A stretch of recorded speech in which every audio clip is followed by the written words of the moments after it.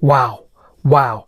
The video I published about Microtech SOCOM Elite Production aluminum scale knife hasn't been out for 24 hours, but one of my viewers already asked the question that is going to change the fate of this knife forever. He asked, does the spring housing serve as a stop in a closed position? And does it strike the blade too close to the cutting edge so as to limit the number of sharpenings you will be able to do? There was a knife that came out in 2025 that had a Snec X super lock and had the same issue. So the community is really aware of these type of occurrences. So the answer to his question is yes, the spring housing is the stop pin for the blade, and we will determine in this video how close to the cutting edge does it come in contact with the choil here. For starters, what we will do, this is the mini MSI signature series. So what I'm going to do is I'm going to darken this area in question right here to see if I can witness mark where the blade comes in contact with a stopping, I don't know, well, let's call it pin, right? Because that back side of the housing is the pin. So all I'm doing here, I'm just trying to close it hard to get that witness mark. And let's see here. I am not seeing it on this knife. I'm going to loosen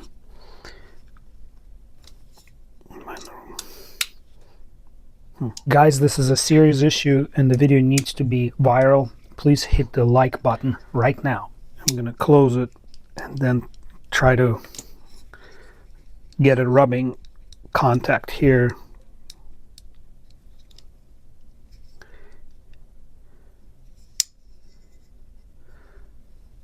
No contact. Okay, so what is stopping? That means it doesn't come in contact here. So what is stopping the blade?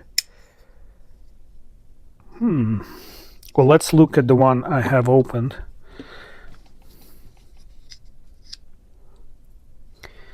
Okay, so right now it's in the closed position. The spring is fully engaged. Here's a piece of notebook paper. If this doesn't come in contact with the blade, the paper should freely slide out. Oh no, it's definitely pinched in here. Okay. There's another point of contact right here. That is also a stopping point. Let me see again. Why are people concerned about it? If you are not sort of like a super tuned in knife enthusiast, people, yeah, definitely full contact fit here. So let's witness mark this one. Guys, comment or hype. This needs to get out there. I am getting sick and tired of companies treating us like idiots that can throw money around. Repost, repost, repost. This is a $322 knife. Yeah, you can see and hear it. There you go. So on this blade, let's measure. I wish I could magically kind of wish it away, but here it is. Very close to the cutting edge. Let's double check. To me, this is super painful because I paid for the knife out of pocket. Down the drain, down the toilet. Here you go. This point of contact is 68 to 75 thousandths of an inch from the cutting edge. And that's at most. And in metric system is 1.5 to 2 millimeters. That's all we get. As you sharpen, you're going to be removing the material, and this line will be approaching the witness mark here. Can you see it? I hope you can see that. Sorry about the jitters. Hard to focus the camera on the spot. I can clearly see it. There it is. So you got about,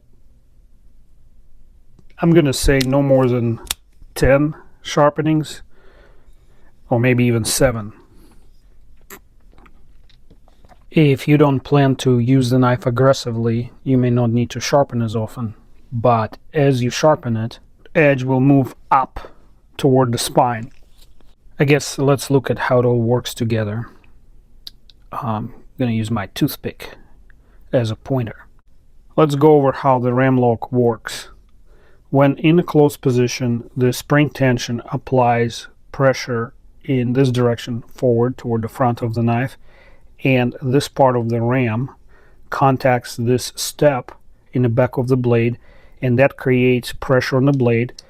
But because it's pinned in the middle, that pressure translates into rotary motion in this direction. Imagine the arrow going in this direction, and that presses this part of the arc here of the choil against the spring housing, which serves, that area of it serves as a stop pin. Whoa, that is not good. I opened up the mini MSI because that knife doesn't have this problem. So let's go over it in a little bit more excruciating detail. So if you start wearing it down, where you sharpening goes past the point of contact, the knife will be done, because if you say enlarge the sharpening choil, the blade will start contacting the back spacer right here toward the front, somewhere along that line. The narrowest points are right here and here. But let's take a look at the mini MSI and see what's happening there. As you can clearly see, the spring housing doesn't even come close. I mean, we're talking, I'm estimating at least 30,000ths of an inch space, or 0.7 millimeter. And this part of the blade never sees any action, so wearing it down to nothing is nearly impossible. Anything is possible in the knife community, but I doubt some genius will come up with a way to reduce its dimensions enough for any problems to occur. So we are safe with a mini MSI. And what about the full-size MSI?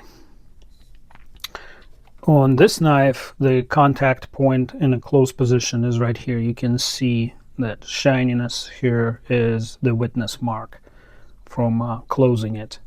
And contacting, you can kind of see it. I hope the light works out. You can also see it on the ram head in there as well. So not a problem on the large MSI or regular size MSI. On the amphibian, it's the same situation. Here's your contact point. It looks like it contacts with the ram head in there.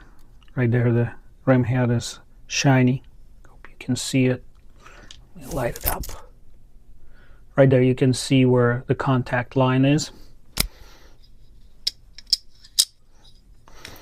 And on the stitch, it is actually contacting the housing, but the distance here is quite immense.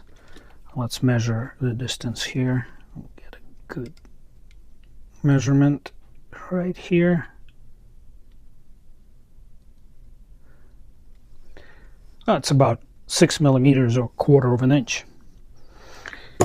So I don't think you are at any risk of wearing the blade down to this point, unless you decide to, for some reason, change the shape of it, which would be crazy.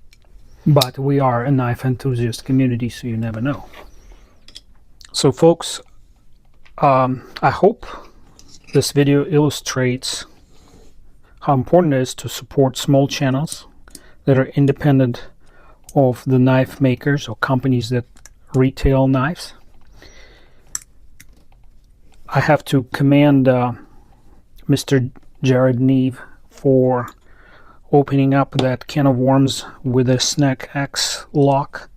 Forgot the model. Somebody write in the comments what that model was.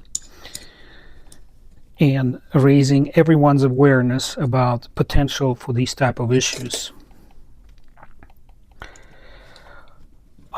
Will Anthony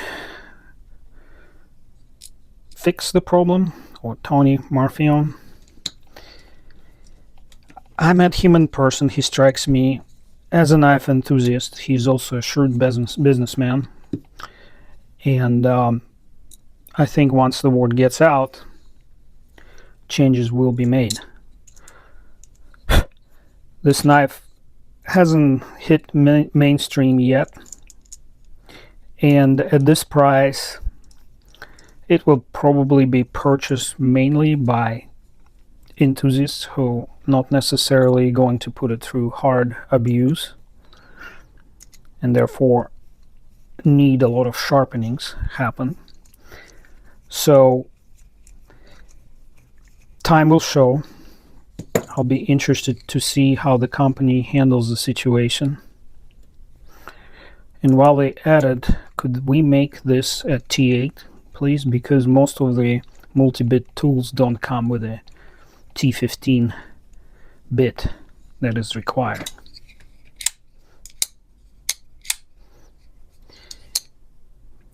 The more I work with this knife, Mini MSI, the more I like it.